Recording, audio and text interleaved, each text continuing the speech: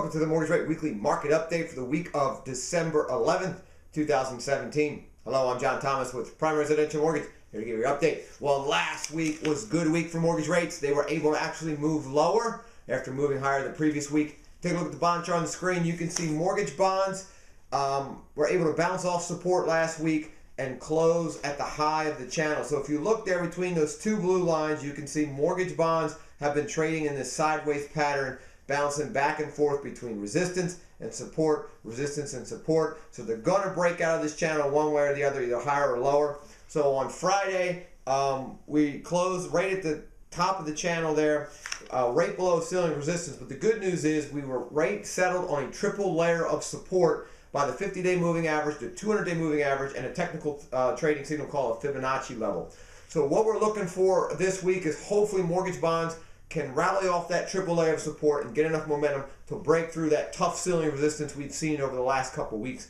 If that happens, we can see mortgage interest rates move lower. So we're going to carefully recommend floating a mortgage interest rate start the week to see if we can bust above this level of resistance and move bonds higher, which would move interest rates lower. Now, if we dig into the economic news, big report last week was the jobs report for November 2017.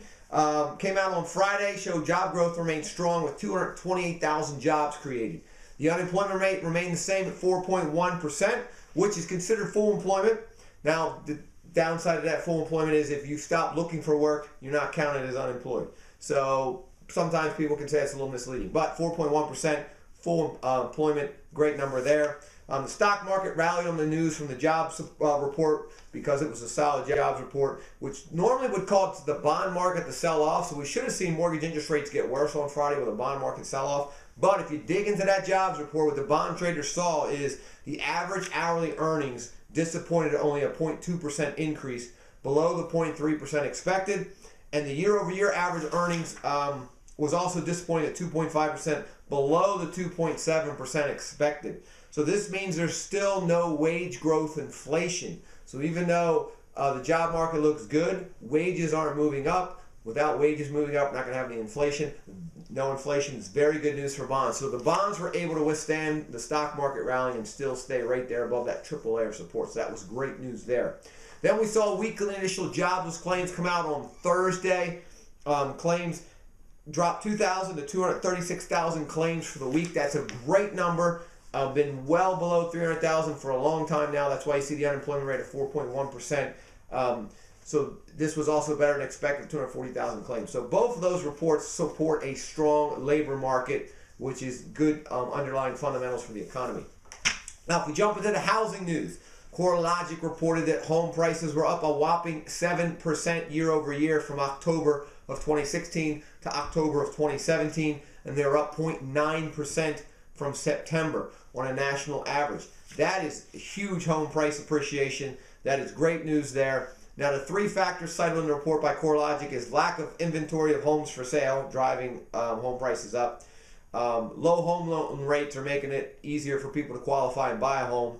And then the strengthening economy, helping people want to go out and buy a home because they feel good about their job. So those three factors are helping to push the home prices up. Now, CoreLogic did their prediction for next year, year over year. If we look at October 2018, they're expecting a 4.2% price appreciation. Not as strong a growth because they think the inventory situation is going to start to be solved as we go into the next year. So we'll see if that happens.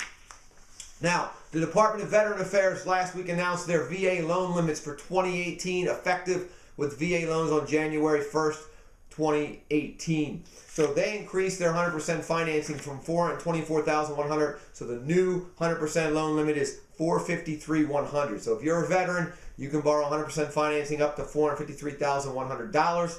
You can go above the loan limit if you put down 25% of the difference. Now, if you're in a high-cost area, then the 100% loan limit goes all the way up to $679, $650, depending on the area that you're in.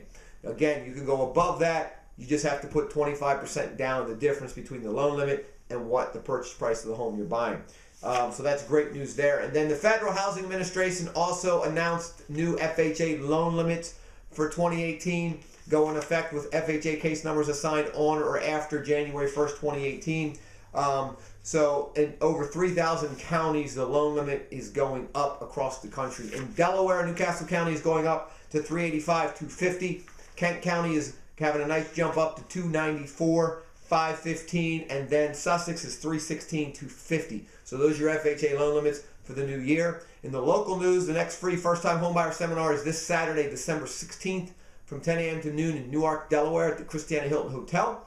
And then the next one in the new year is Wednesday, January 10th in Wilmington, Delaware, from 6 to 8 p.m.